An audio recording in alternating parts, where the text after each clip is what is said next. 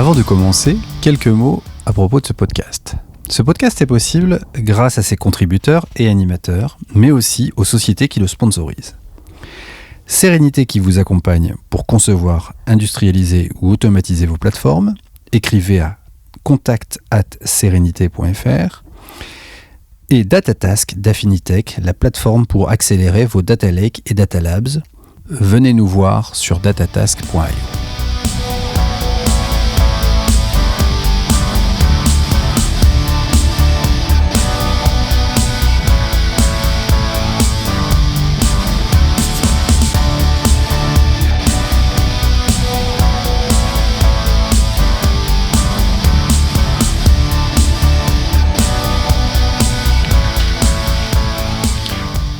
Bonjour à toutes, bonjour à tous, bienvenue dans un nouvel épisode du Big Data Hebdo.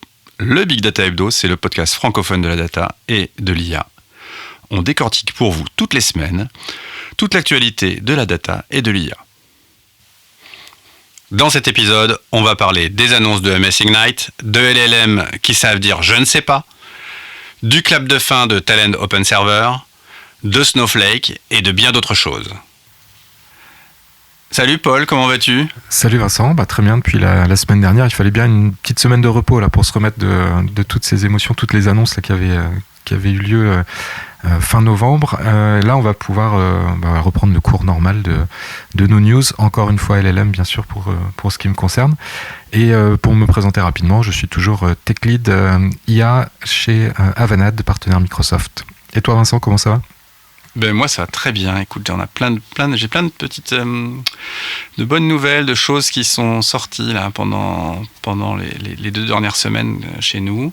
Le rythme est assez soutenu en termes de news et on a plein de choses là et effectivement, mais on va surtout un peu débriefer parce que toi tu as été, je vais pas dire partie prenante, mais tu as suivi ça dans ton quotidien professionnel de manière très forte. On va évidemment parler des annonces MS Ignite très très vite.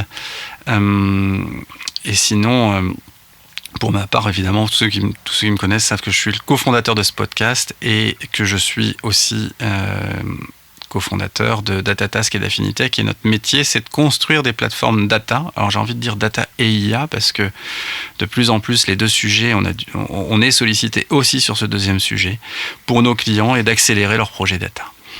On va rentrer dans notre classique rubrique LLM Fever puisque pour le coup effectivement l'autre jour vous avez fait un live LinkedIn que j'ai partiellement suivi, je suis désolé, j'ai pas pu arriver à l'heure, mais qui annonçait ces annonces de MS Ignite qui étaient alors spécifiquement les annonces IA. Je ne sais pas s'il y avait d'autres annonces qui ont été faites lors de Ignite ou c'était exclusivement IA.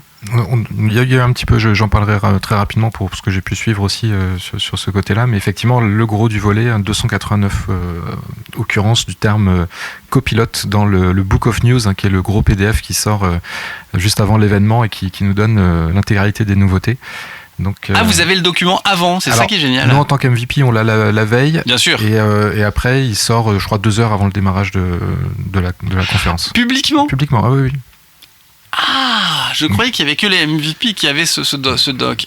Donc, publiquement, on a le Book of News, qui est un énorme PDF qui reprend tous les éléments de discours, entre guillemets, qui vont être déroulés pendant la presse. Alors, je réagissais sur le Slack pendant la conf, disant putain, mais chez Microsoft, c'est une vraie maladie de faire ces changements de nom et de faire que les gens soient perdus. Et je pense que ça revient de la philosophie de préservation de l'écosystème de consulting autour de Microsoft. Et que, en fait, si t'as pas accès à des consultants spécialisés, t'es infoutu de t'y retrouver à la fois dans le nom des produits et dans le mode de licensing des produits. Je pense que Microsoft veut préserver son écosystème par ce biais. C'est toujours une angoisse pour nous en tant que consultants, plutôt intégrateurs des solutions Microsoft. Quand on a des supports de formation, on fait des contrôlages dans tous les sens pour remettre tous les termes. Le dataset Power BI, par exemple. c'est devenu le sémantique model. On pensait que c'était quand même un terme bien ancré. Non, ça a changé. Côté IA, les gros changements. Alors, enfin, le gros terme, je l'ai donné, c'est copilote. C'est copilote everywhere. Il y en a tellement que c'est pas simple, effectivement, de savoir quel est le copilote qu'il vaut mieux qu'on utilise. Mais en tout cas, les annonces plus concrètes, pour rentrer un peu plus dans le concret de tout ça, il y a une initiative qui s'appelle le Azure AI Studio. Parce qu'on va voir qu'il y a aussi beaucoup de studios maintenant. Enfin, il y avait beaucoup trop de studios jusqu'à présent. C'est-à-dire les studios, qu'est-ce que c'est ? Vous avez des API pour les services cognitifs, ou de vision, de langage, de traduction. Et en fait, chacune de ces API, c'est décliné après en un studio, donc une interface web qui permettait de faire des premiers tests, qui facilitait finalement, pour les gens qui ne savent pas maîtriser un endpoint d'API, c'était très bien parce que ça permettait de faire des tests et de se rendre compte de la capacité du service. Sauf que ces studios-là, ils étaient quasiment une petite dizaine là, donc maintenant il y a un studio qui regroupe l'ensemble de ces studios et qui va permettre de mettre en place des projets. Alors ça reste encore un petit peu flou, mais je pense que la logique, c'est vraiment de se rendre compte de mettre en avant l'idée que sur un projet, on va piocher dans différents services. On va aller faire un peu de speech, on va aller faire un peu de Gen AI, mais on va peut-être aussi rajouter la couche de safety, donc qui est l'outil Content Safety Studio, qui permet vraiment de faire de la modération avancée sur les textes. On peut donner des mots qu'on veut, sur lesquels on veut déclencher un blocage par exemple du LLM. On peut régler des curseurs sur des thèmes comme la violence, la sexualité, l'automutilation ou le dernier m'échappe, mais et donc régler soi-même son niveau de modération.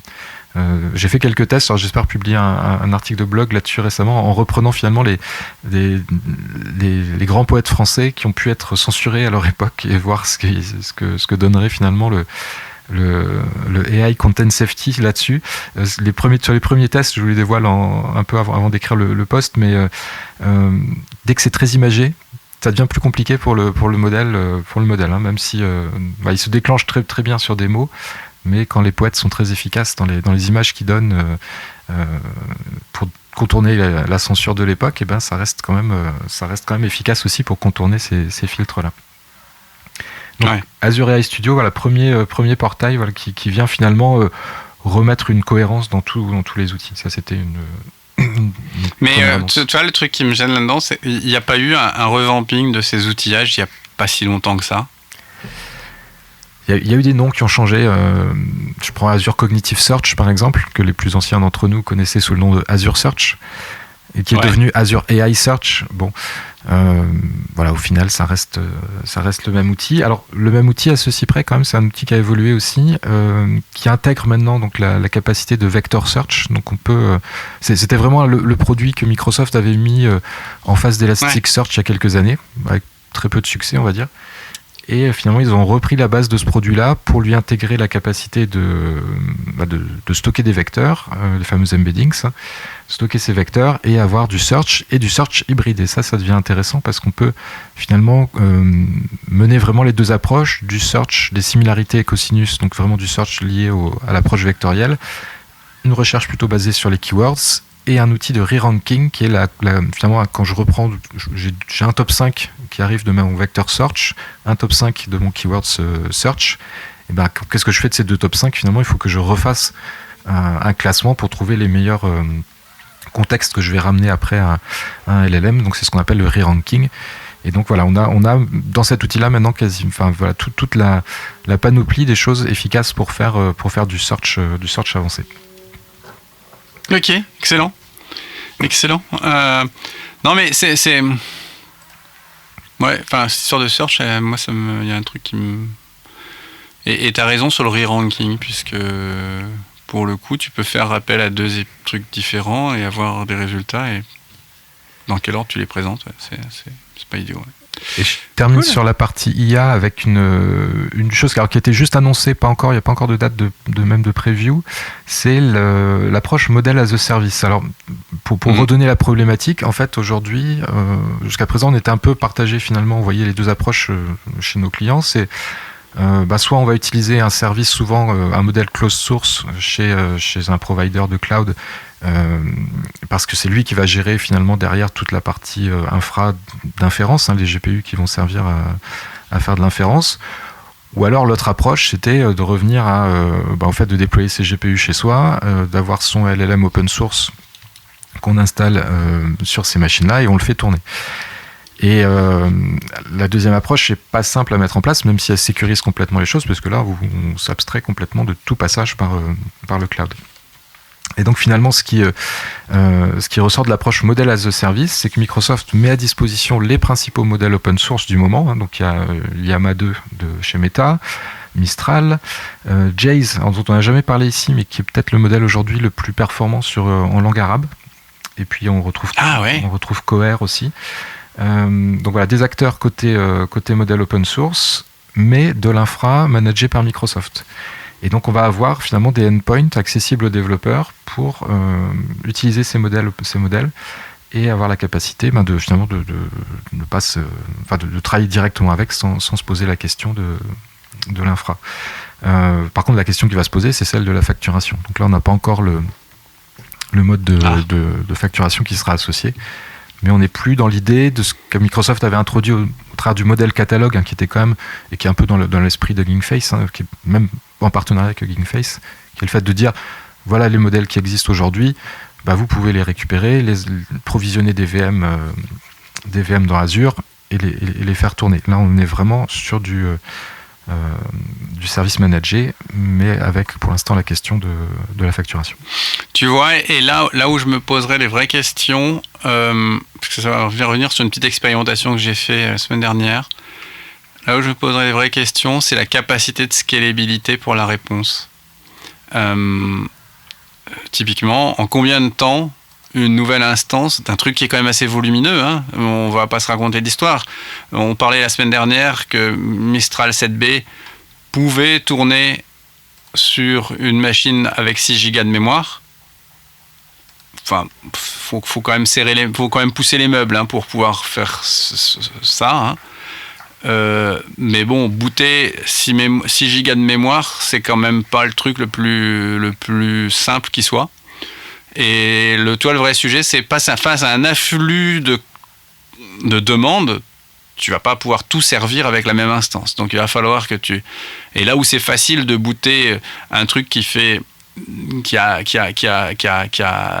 entre guillemets 50 mégas de Python à booter sur une nouvelle instance dans le cloud, booter un truc qui embarque un modèle comme ça, c'est quand même quelque chose de non négligeable. Et ça, je voudrais bien voir là aussi, la performance par rapport à ça, quoi. Ouais. Même si le modèle, entre guillemets, on voit de plus en plus ce truc où on retrouve un petit peu par rapport au modèle la même logique qu'on avait sur des Cloud Functions motorisés par des conteneurs Docker finalement, où à un moment donné, on se retrouve dans le cloud à avoir une capacité à déployer quelque chose et l'artefact que tu fais tourner, c'est ton modèle que tu as pré-entraîné. Moi, j'ai pu voir, d'ailleurs, j'ai été assez séduit par ça, j'ai essayé Ollama. Ollama qui donc installe un petit agent sur ton poste et à la mode un peu conteneur Docker. Tu fais pull sur un modèle, tu peux faire tu peux écrire un model file qui est l'équivalent du Docker file où tu fais from Mistral 7B. T'insères ton prompt système que tu voudrais avoir, t'insères éventuellement les embeddings que tu voudrais injecter dedans pour améliorer le contexte, et tu resaves ça dans ta registrie locale, et tu es capable de répondre. Et le truc est capable d'exposer une API pour pouvoir faire de la réponse. Donc pour tester des modèles, c'est quand même vachement bien. Néanmoins, on se rend vite compte que ce truc-là, de toute façon, il a un vrai problème qui est la scalabilité, c'est-à-dire que dès que tu essaies de monter en charge dessus, le truc, il se casse la gueule, quoi. Et donc, ouais, je voudrais bien le gros sujet, parce que là, on commence à parler d'infrastructure dédiée à l'IA, et moi, j'ai commencé un petit peu à réfléchir sur comment faire des runners pour des modèles ou des choses comme ça, et c'est pas un truc évident, quoi, on va être clair. Ouais. Et donc ça, c'était pour couvrir rapidement le périmètre IA, qui n'était pas le seul périmètre, bien sûr. Donc j'en oublie une mais qui est un petit peu justement dans l'approche no-code et un peu plus côté Power Platform, donc vraiment les outils no-code. Là, je vous ai parlé d'Azure AI Studio. Maintenant, je vous parle de Microsoft Studio. Attention, rien à voir. avec Microsoft Studio, qui est finalement une réintégration d'un outil qu'on appelait Power Virtual Agent, donc vraiment la création de bots, de chatbots dans la Power Platform, donc plutôt orienté low code. Donc ces chatbots, on va pouvoir on peut toujours les déployer dans cet outil qui s'appelle Microsoft Studio.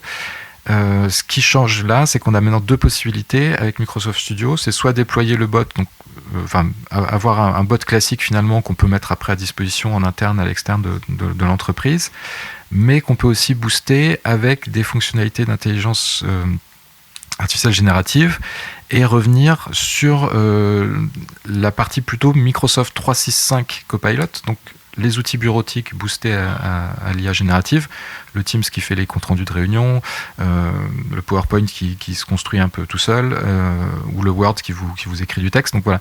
Donc la promesse, parce que là pour l'instant je cherche encore un peu à voir les démos, mais la promesse c'est de pouvoir dire qu'on va pouvoir, à l'image des GPTs, donc on va pouvoir un peu finalement customiser les applications d'IA générative à l'intérieur de M365 Copilot grâce à ce fameux studio.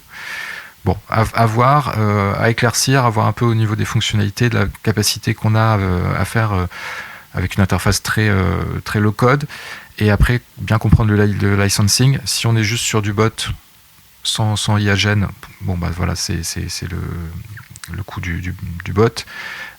Si par contre on revient en interne plutôt avec des fonctionnalités qu'on rajoute dans M365 Copilot, il faut forcément que les utilisateurs disposent de cette licence supplémentaire aujourd'hui à la licence M365. Donc, c'est pas parti pour être simple, pour résumer. Voilà, mais ça rajoute une nouvelle approche, donc plutôt une approche effectivement no code, low code par rapport à ce qu'on pouvait faire avec des endpoints d'API dont on venait d'évoquer juste avant. Et côté Fabric, Microsoft Fabric, donc la plateforme unifiée de data, les annonces fortes, donc disponibilité générale pour Fabric, donc c'est-à-dire un support, un SLA qui vont avec, la capacité, moi j'ai trouvé ça intéressant d'avoir le OneLake qui devient un data store pour Azure Machine Learning. Donc ça veut dire que tout ce qu'on stocke dans ce fameux OneLake, donc qui est le data lake unifié sous Fabric, finalement on peut le voir juste comme un point de montage simplement depuis l'interface des data scientists dans Azure ML, dans le studio Azure ML. Ce même OneLake qui aujourd'hui pouvait être consommé par Power BI. Hein. Oui, c'est ça. Okay. On est d'accord. Donc ça devient la pierre angulaire, c'est-à-dire qu'une data qui est dans ce OneLake, globalement, on peut la consommer tout azimut, toutes les initiatives data, qu'il s'agisse d'initiatives machine learning AI ou d'initiatives analytics, peuvent aller consommer donc bravo. Pour le coup là, c'est vraiment bien fait, quoi. Il y avait peut-être une volonté au départ de faire venir les data scientists à l'intérieur de Fabric pour les faire travailler, parce qu'il y a une interface de notebook, parce qu'on peut faire du Spark. Moi j'avais trouvé quand même pas mal de limites au niveau de l'exposition de modèles en particulier, et ben là le fait que finalement on ait le lien des données vers une interface qui est là beaucoup plus complète comme Azure Machine Learning, ça me semble être intéressant, et moi ça me donne plus envie en tant que data scientist d'aller chercher les données du OneLake. Ce que je peux comprendre, ouais. Et la dernière news côté Fabric, c'est il y a vraiment plus de shortcuts. Alors, si vous vous souvenez de l'épisode qu'on avait fait avec Charles-Henri Sauger, les shortcuts, c'était la capacité d'aller se connecter à de la WSS3 à l'époque. Donc pour aller récupérer finalement, ramener dans ce OneLake, enfin, en théorie c'est juste un pointeur, pointer, mais mettre à disposition. Faire des tas virtuels, entre guillemets. Voilà. Et donc là c'est Snowflake en particulier là maintenant qui est ajouté dans cette liste de shortcuts. Excellent. Non, mais c'est quand même des. Enfin, on voit que. Enfin, moi, je suis admiratif de la capacité d'évolution dont fait preuve Microsoft et du rythme auquel Microsoft nous sort des fonctions vraiment transformatives sur ce qu'ils font depuis toujours. Donc c'est moi j'ai toujours entre guillemets une grande admiration pour ceux qui sont capables de renoncer à leur passé et de refuser le statu quo Et Microsoft, depuis quelques années, est vraiment dans cette capacité-là. Bravo. Paul, on va parler d'Alfred. Qu'est-ce que c'est, Alfred ? Alors Claude et Alfred, voilà des nouveaux venus dans notre grande famille. Alors Claude non, mais Alfred c'est la société Lighton, donc société française. On a beaucoup parlé de Mistral, mais Lighton aussi se démarque un peu dans les startups IA françaises. On y retrouve Igor Caron. Ça parlera aux moins jeunes d'entre nous, au Big et Pas d'Hebdo. C'est-à-dire Igor co-animé le meet-up mythique. Data Science. Machine Learning User Group. C'était Machine Learning, ouais. Machine Learning User Group. J'ai vu des files d'attente devant les salles de ce meet-up avec des gens qui restaient sur le trottoir. Enfin, dingue, hein. Ouais. C'était quelque chose à l'époque. Et donc la société Lighton a repris en fait un modèle qui est Falcon et l'a fine-tuné, amélioré Falcon. Donc on est sur de la taille 40B en termes de milliards de paramètres. Et donc le modèle s'appelle Alfred. Je crois alors je sais pas si c'est vraiment pour cette édition-là, mais Lighton a eu accès au supercalculateur Jean Zé aussi pour travailler. Donc c'est toujours intéressant de savoir où ces sociétés trouvent finalement leurs ressources d'entraînement. Et donc une des caractéristiques fortes dans ce qu'annonce Lighton sur cette version 2 d'Alfred, c'est sa capacité à dire je ne sais pas. Et ça, je pense que c'est la nouvelle mode, c'est chez les LLM, c'est la capacité à avouer leur ignorance. Et ce qui m'a fait dire ça, c'est que la deuxième news qui est arrivée à peu près simultanément, c'est la sortie de Claude 2.1. Donc Claude, le LLM de chez Anthropic. Anthropic, c'est des anciens d'OpenAI qui n'ont pas re-signé, eux, mais qui ont monté leur société concurrente. Et Claude, c'était le modèle qui se démarquait par sa context window, hein, donc vraiment ce qu'on peut charger dans le prompt quand on lui parle. Hein. Donc on était à 100K, 100 000 tokens sur la version d'avant. Maintenant, Claude annonce 200 000 tokens. Imaginez un livre de 500 pages. Vous le mettez dans le prompt. Et ce qui pose toute la question de qu'est-ce que comprend le LLM sur un prompt de 100 000 tokens. Et en combien de temps il comprend, surtout ? Oui. C'est ça que je voudrais savoir. Oui, c'est une bonne question aussi. Et moi, je sais que j'ai un peu le réflexe, quand j'écris des prompts un peu longs, de rappeler l'instruction vraiment principale en fin de prompt. C'est ce qu'on appelle le biais de récence. Hein. C'est-à-dire qu'on se souvient mieux de ce qu'on vient de se dire, plutôt que ce qu'on s'est dit il y a un petit moment. Sur 500 pages. Et ça, bon. tu as vu des différences sensibles de réponses en faisant ça ou pas ? Alors, oui, moi je l'ai noté, hein, des différences sur le fait de réussir à mieux canaliser finalement la réponse parce qu'on redonnait l'instruction principale. Souvent en fin de prompt, on donne des exemples. Quand on fait du few-shot learning par exemple, on donne des séries d'exemples. Donc ça vaut le coup de rajouter à la fin un petit résumé de la tâche à accomplir. Et effectivement, je trouvais des performances accrues là-dessus. Mais donc Claude 2 à 2.1, 200K de tokens. Moi, je rappelle bien qu'il faut faire attention au mode de facturation. Hein. Si vous payez par tranche de 1000 tokens, n'allez pas vous amuser à mettre 500 pages à chaque fois que vous faites un appel. Et la capacité également à dire je ne sais pas. Donc voilà, peut-être effet de mode, mais en tout cas 2 modèles qui annoncent leur capacité à ne pas halluciner. Parce que c'est ça qu'on cherche derrière finalement. Hein. Faire dire je ne sais pas, c'est toujours mieux que d'aller faire inventer une réponse. C'est clair. Et ça me permet du coup de conclure cette séquence LLM en remettant en avant des métriques d'hallucination. On a vu pas mal passer ces derniers jours des tableaux, des leaderboards pour les LLM sur l'aspect mesure des hallucinations.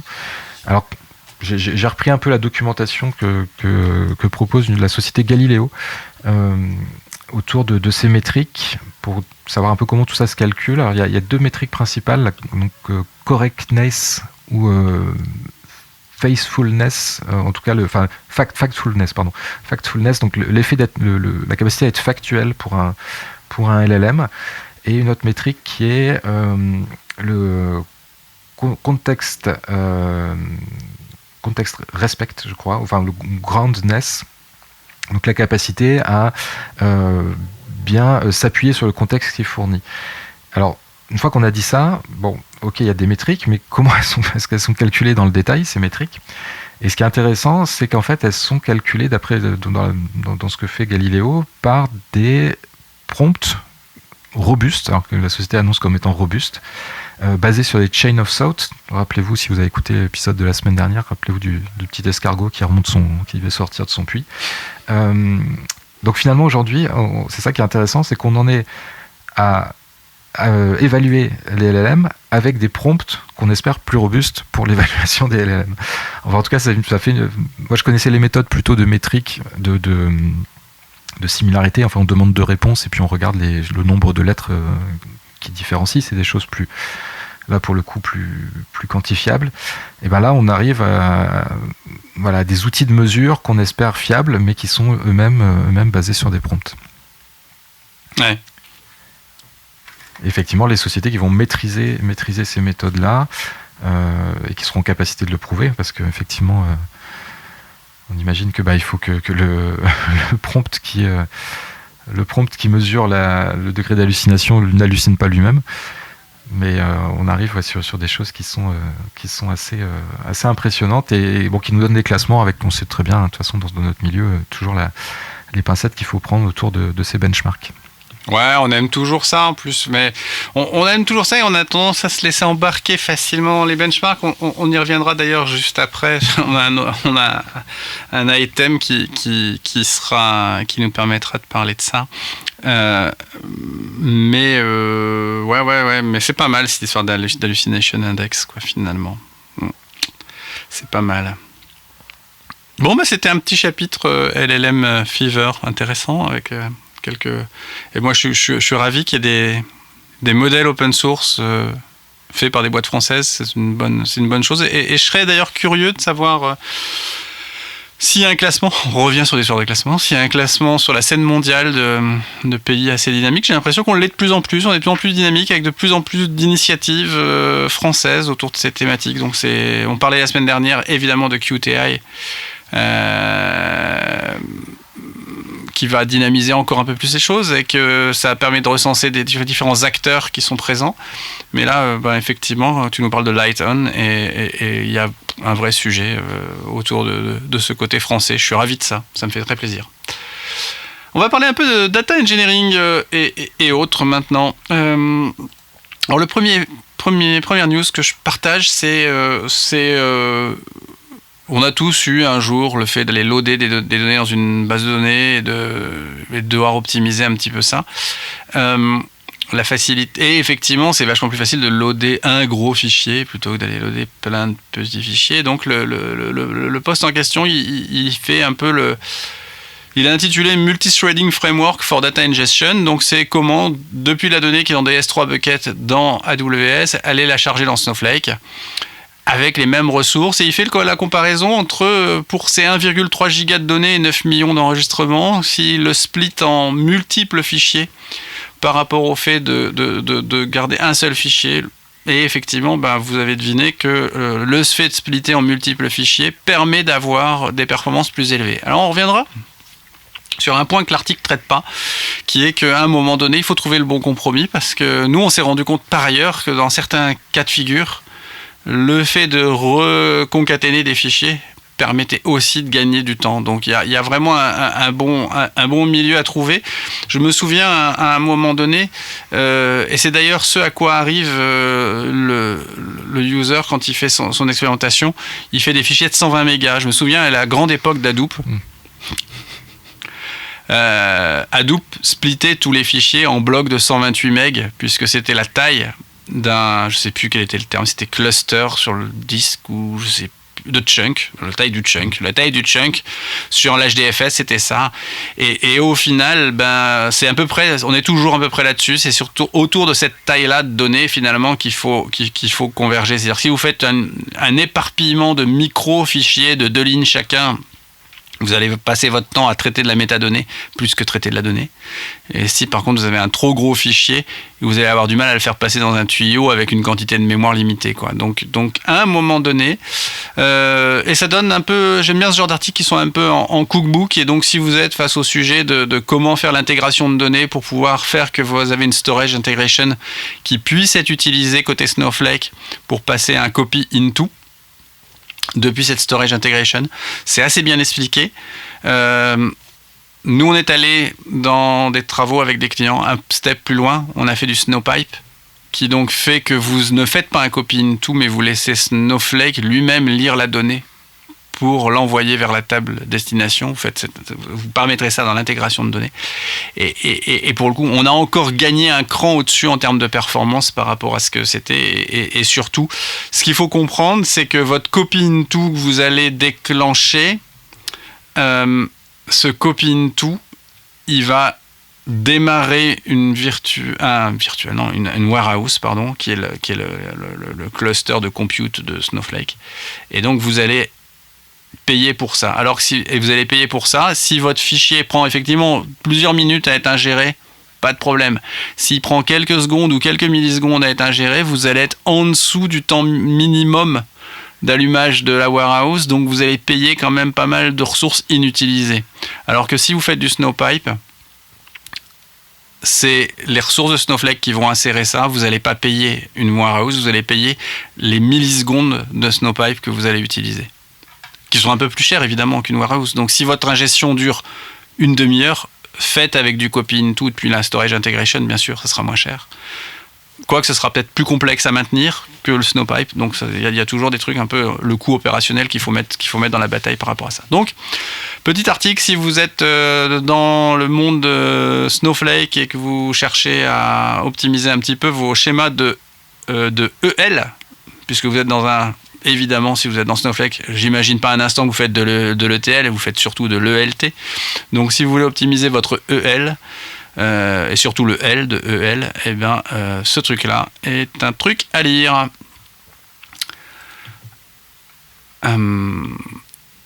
Puisqu'on parle d'ETL, le coup près est tombé. Thomas Bravo, qui, rappelons-le, est l'actionnaire de Qlik et de Talend, a décidé de dire que Talend Open Studio s'arrêterait le 31 janvier 2024. Alors, c'est effectivement la Madeleine de Proust de toute une génération de data engineers, ce Talend Open Studio, le nombre de gens qui ont construit des pipelines. Alors, vous connaissez mon point de vue, j'ai pas versé de larmes, on va être très clair. Mais ce qu'il y a de très certain, c'est qu'effectivement c'est un coup dur face à, et c'est là où on voit que des produits qui n'ont existé que parce qu'ils avaient eu une adhérence open source, s'il n'y avait pas eu Open Studio, il n'y aurait jamais eu de Talend normal, ils n'en auraient jamais vendu un seul, je pense, s'il n'y avait pas eu l'Open Studio. Je trouve que le coup est c'est un peu craché sur le passé, quoi, entre guillemets, faire ça. Donc je trouve que c'est pas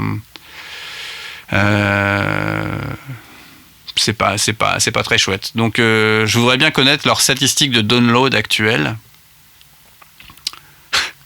savoir la quantité de download qu'il y aura eu sur l'Open Studio là dans les semaines à venir, de gens qui se font pour le futur une petite poire pour la soif.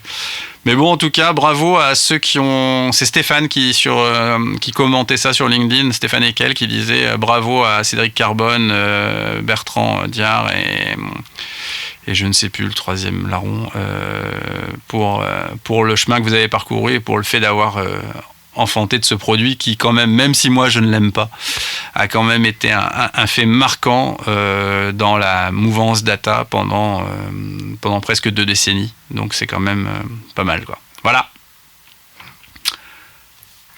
Et on pense quand même que tout le monde va pas migrer non plus. Il y aura sûrement ils donnent quelques pistes déjà, je pense, pour continuer à travailler, et je pense qu'il y a beaucoup de sociétés qui vont se rendre compte peut-être que le pricing le coût d'une migration est peut-être plus supérieur au nouveau pricing qui va être engendré, mais Le pricing de Talend non open du Talend normal, il est exorbitant, quoi. Alors tous les ETL sont chers, hein. Tous les ETL sont chers, très chers. Mais ce que je sais, c'est qu'il y a une palanquée de gens qui, avec Talend, entre guillemets, se connectent à une base de données 2 fois par jour, font une requête SQL dessus, la sérialisent sous forme d'un fichier CSV qu'ils mettent dans un bucket S3 ou dans un Azure Blob ou je ne sais quoi.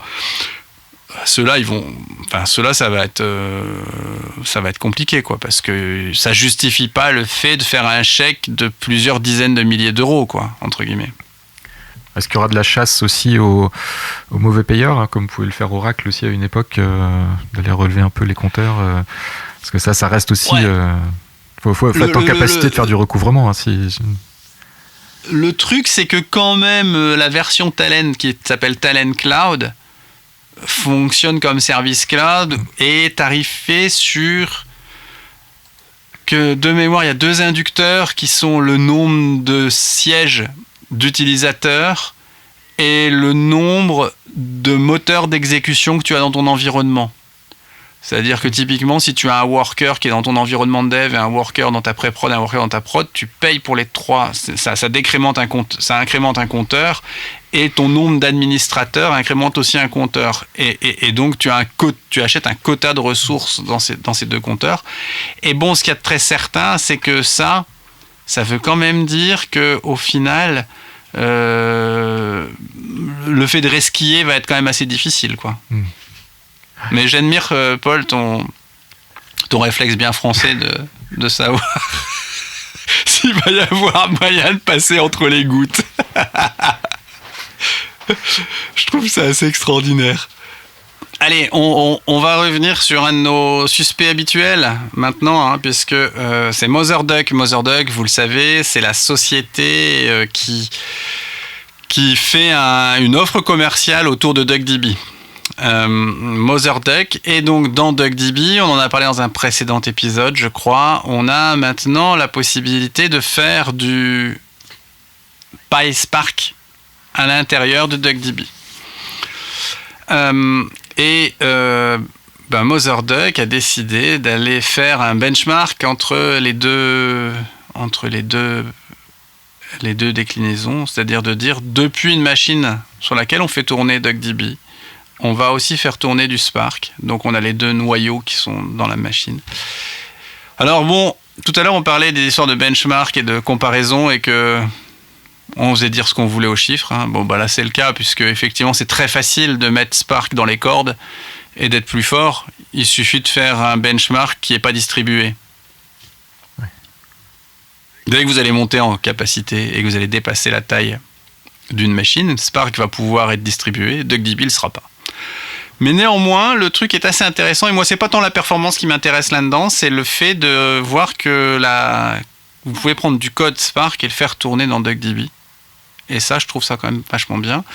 Le truc, c'est vraiment un switch en fonction d'une variable d'environnement, et ça importe les Spark Session, les fonctions average, call, count et ainsi de suite de Spark. Et si vous mettez le switch, ça les importe depuis les librairies DuckDB. Donc je trouve ça quand même vachement bien. Donc c'est quand même un poste qui a cet intérêt. Alors ils disent aussi, attention, hein, on n'est pas encore tout prêt sur tous les trucs de CSV, de parquet, de trucs comme ça pour les traiter avec Spark. On a encore quand même quelques petits trous dans la raquette, mais la trajectoire est quand même plutôt bonne. Et sincèrement, quand on regarde effectivement chez Motherduck, dans le blog de Motherduck, on a, je vous incite d'ailleurs à lire le DuckDB Ecosystem Monthly, qui est une newsletter, comme le nom l'indique, mensuelle, qui est écrite par les gens de Motherduck et qui relate un peu de tout ce qui peut se dire dans ce bel environnement. Donc voilà, super bonne nouvelle. Ça me donne une petite idée, mais tu vas me dire si c'est faisable sur des chaînes de CI/CD, parce que moi par exemple je package des scripts PySpark, mais j'aimerais les tester avant de les envoyer sur un environnement type Databricks par exemple pour de la prod. Est-ce que je peux monter un petit agent, une VM rapide avec un DuckDB qui va savoir lire le parquet, qui va savoir exécuter le Spark, mais juste sur un tout petit truc, je pense très sincèrement, si tu as pas des choses très spécifiques. Si tu utilises du Python normal, je vois pas d'obstacle à faire ça, quoi. Foncièrement, je vois pas d'obstacle à faire ça. Et effectivement, on parle souvent effectivement de comment créer un environnement de test et ainsi de suite. Et souvent, on fait des fixtures dans les environnements de test pour dire, au-delà du sujet Spark dont tu parles, mais de dire il faut que j'ai un fichier texte comme ça, je load ça dans une base je crée une base de données, je load ça, machin, ainsi de suite. DuckDB marche super bien pour faire ça parce que nous on l'a fait l'autre jour. On a un fichier de base de données au format DuckDB. Comme ça nous load toute une série de tables, on fait passer un test fonctionnel dessus, ping, et on dézingue le truc derrière. Donc c'est quand même super efficace de ce point de vue-là, dans une chaîne de CI/CD, ouais, effectivement. Tout à fait.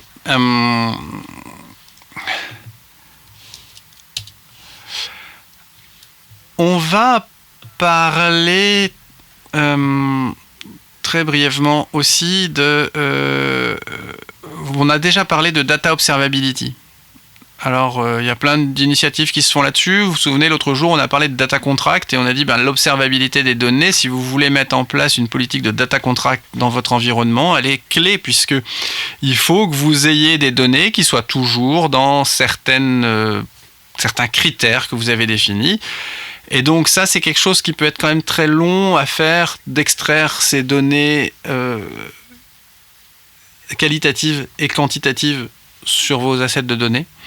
Et donc ça, c'est un post qui explique dans un environnement Snowflake, mais je ne vois pas de raison pour lesquelles ça ne pourrait pas être fait ailleurs, puisque, entre guillemets, c'est toujours... on utilise un classique information schema avec la table dans laquelle sont recensés tous les éléments. Et donc, en fait, globalement, il dit, si vous voulez pouvoir construire une métrique une trust metric sur votre data, il faut que vous alliez regarder là-dedans la freshness de la table, c'est-à-dire dire, écoutez, depuis quand cette table, quand est-ce qu'elle a été rafraîchie la dernière fois, et puis après, vous pouvez commencer à vous construire des métriques custom sur l'ensemble de vos tables. Alors c'est des choses que nous, avec un peu de DBT, avec un peu de testing sur DBT, on arrive à faire facilement, mais si vous n'avez pas accès à ça, finalement, vous pouvez commencer à regarder, à extraire ces métriques depuis vos tables. Alors ça fait des requêtes un peu longues comme le bras, parce que dès que vous avez des champs numériques, vous allez vouloir commencer à sortir les max, les min, les average, et ainsi de suite. Donc là, c'est en SQL que c'est écrit dans le post. Je pense qu'avec du Snowpark en Python, il y aurait moyen de faire un truc un peu plus malin, de dire finalement, à partir du schéma de la table, savoir quels sont les types de champs, de dériver derrière la table de suivi de métrique qu'il faut faire et la requête qu'il faut faire pour cette table de suivi de métrique. Et puis surtout, le gars dit, vous avez quand même un autre truc que vous pouvez regarder là-dedans, c'est que vous pouvez aller chercher dans le query history, savoir comment votre table elle est utilisée. Et donc vous pouvez dire cette régression de qualité que j'ai sur telle colonne, elle va pas impacter grand chose parce que finalement j'ai pas de requête qui l'utilise cette colonne qui a pris un coup dans l'aile, quoi. Donc c'est quand même un truc assez intéressant, et nous on sait que, et on le voit, on disait l'autre jour, je me souviens plus dans quel épisode, que le fait d'enclencher une démarche de catalogue dans une organisation, c'est un signe de maturité, d'évolution du niveau de maturité de l'organisation pour faire dans son utilisation de la data.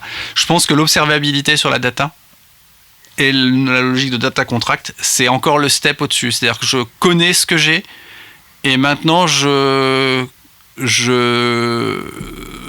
un niveau de qualification qui n'est pas seulement l'existence de tel et tel asset de données, mais de ces assets, est-ce qu'ils sont toujours dans le même méta, dans les mêmes caractéristiques que ce que j'ai connu à un instant T, quoi. Parce que les catalogues généralement sortent pas, hein. Les catalogues vont pas vous donner des métriques de freshness, de choses comme ça, de manière extrêmement précise de ce point de vue-là. J'ai pas encore regardé dans Open Metadata dans quelle mesure on pouvait faire ce genre de collecte. Je sais que Jérôme, quand on l'avait un peu questionné l'autre jour, quand on discutait des data contracts, il disait que dans Zinea, ils n'avaient pas encore dans le radar ce truc-là. Donc voilà. Et un super terrain de jeu après pour des data scientists qui voudront détecter des alertes du les drift. drifts, tu détectes les drifts, tu détectes la potentialité d'impact derrière, de problèmes. Enfin, tu peux vraiment avoir une approche super proactive. Et donc, il y a vraiment du machine learning à faire là-dessus de manière totalement folle. Ouais, c'est évident. Ouais, tout à fait. Et je voudrais terminer par un message quasi publicitaire. On a eu le plaisir, nous, sur Datatask, de réaliser quand même un truc qui est un step majeur pour nous. Jusqu'à maintenant, le Datatask était monotenant, c'est-à-dire qu'on déployait un tenant pour chacun de nos clients. On s'est rendu compte que pour faire des démos et pour que les gens puissent essayer le produit, il fallait rendre le produit multitenant. Et donc, ça se traduit par le fait que maintenant, quand vous allez sur le site de datatask.io, vous avez un Try It en haut dans le menu. Et ce Try It, il va vous permettre de réclamer un accès à Datatask. On ne vous demandera rien du tout. Et vous allez pouvoir essayer Datatask, commencer à opérer votre DBT dedans, à faire des choses comme ça. Et puis surtout, c'est qu'on va avoir donc et ça c'est des news très récentes, on va avoir maintenant des plans en termes de pricing beaucoup plus agressifs et pour dire aux gens, si vous faites du DBT, le meilleur endroit pour faire tourner votre DBT, c'est Datatask. On vient en frontal avec DBT Cloud, bien sûr, mais on pense qu'on est capable d'apporter un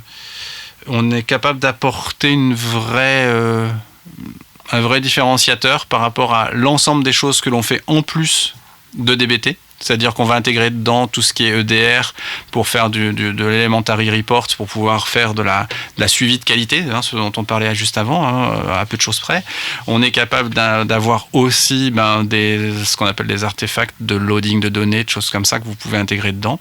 Et puis avoir un chemin de progression pour dire vous démarrez avec le management de votre DBT et puis vous allez pouvoir derrière aller beaucoup, beaucoup plus loin. Donc venez, essayez Datatask, on vous réserve le meilleur accueil.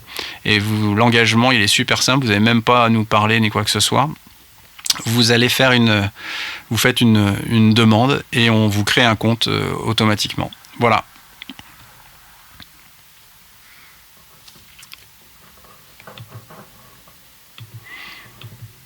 Bon, mon cher Paul, je pense qu'on est à nouveau réglé comme du papier à musique sur notre timing entre 40 et 50 minutes. On s'est adapté à ce nouveau rythme de manière prodigieuse. Dis-nous tout, où est-ce qu'on peut te suivre, te retrouver pour les plus distraits qui auraient oublié à force? Alors j'ai repris un petit post Medium, je me suis dit tiens, pour changer un petit peu, j'ai posté récemment un article qui explique comment interfacer Excel et des API de LLM. Ouais.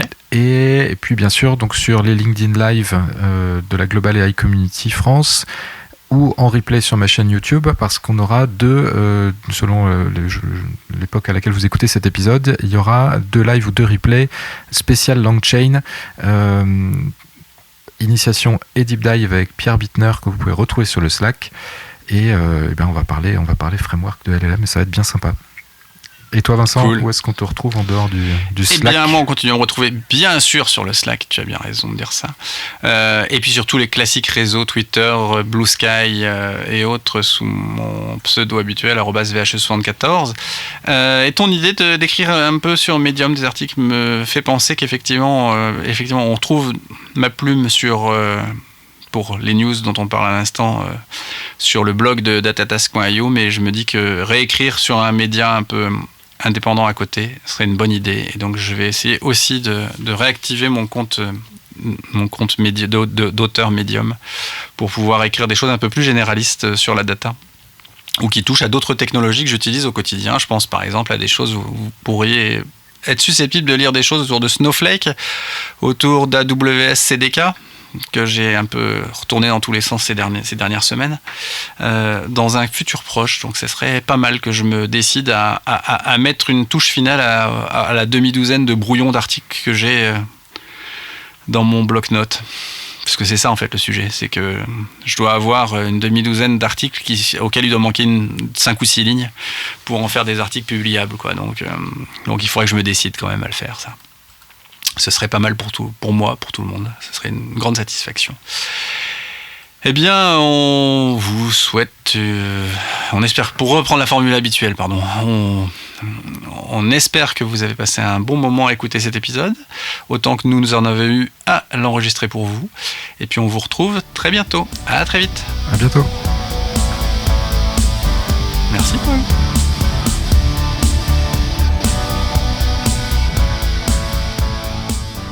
Merci d'avoir écouté ce Big Data Hebdo jusqu'au bout.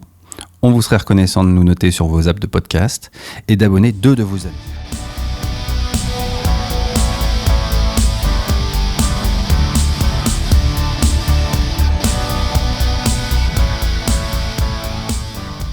Un grand merci à Maxence Lecointe qui a composé et enregistré le générique de ce podcast.